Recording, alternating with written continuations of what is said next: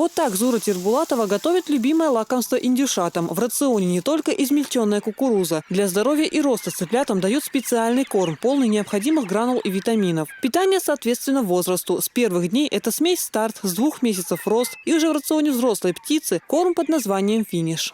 Утром 5 халаоты, цан хило, кормло, цан да диештолхум док хилой, цан кормюхки, церукчак доки, халхам кормш уйцер ох начале кигидолчхена. Хинц траш из хаюци драбилка уйтратрай токчуйолш. Цунцани хачка хума чакка йокки, цунах и корм иёё ишти. В хозяйстве Тирбулатовых 500 индюков. Полгода назад Зура Тирбулатова выиграла грант на развитие своего дела. О возможности получить стартовый капитал услышала по телевизору. В тот же день на семейном совете подняли этот вопрос. Говорят, есть гранты по комитету малого бизнеса и предпринимательства, что объявлен конкурс на гранту. Я сказал, надо участвовать, надо подготовить документы. Она туда поехала. Они сказали, какие надо документы, подготовила документы и вошла в конкурс. В конце декабря прошлого года конкурс состоялся, и она выиграла конкурс и получила 300 тысяч. Этих денег хватило, чтобы купить 5 коров и суточных индюшат. Птицу содержат в частном дворе, а животных на ферме в паре километров от дома. Предприимчивая семья Тирбулатовых давно объединилась в кооператив из 7 человек. Сейчас в хозяйстве около 100 голов крупнорогатого скота. В год они дают до 20 тонн мяса и 100 тонн молока. У нас сейчас идет переговоры на закупку племенного скота красностепной породы молочного направления с Дагестаном. Приезжали комиссии сюда с Росагролизинга Москвы, дали хорошую оценку. Мы думаем, в течение месяца-полтора мы привезем скот красностепной породы. Дело нужное, хотя доход небольшой.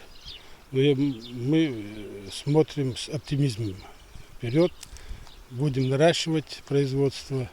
Будем заниматься молоком, потому что она сегодня доходная.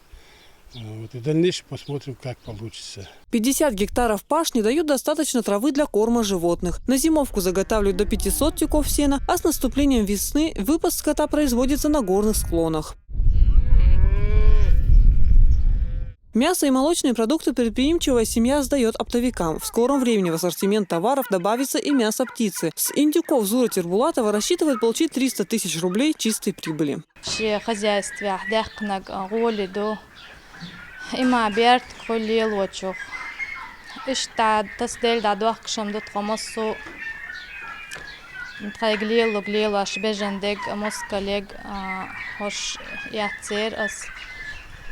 Грант хаячайна. Цунахч о дикол калисон. Дел рейс хил ал ордерсон и программа из лилвачана и юхяхканчана. О дик этто хали дикол кали.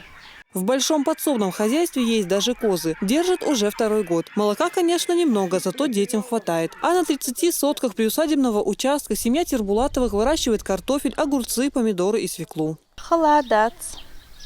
خزاخيج سموقا دول شليل دو أوقلات تخطخي دو هاركار تاع دوقلات قناخ تخسموقا دول خزاخيت كسيميا يوخيو تخشواش دول دير مسار تاني ليل دوق. С таким подсобным хозяйством без дела никто из 11 членов семьи не остался. Помогает по мере силы возможности. Привыкшие к труду Тирбулатовы на этом останавливаться не планируют. Глава семейства уже выбирает породу коров, которых закупят в скором времени для расширения подворья. Елизавета Чепханова, Султан Умаров. Новости.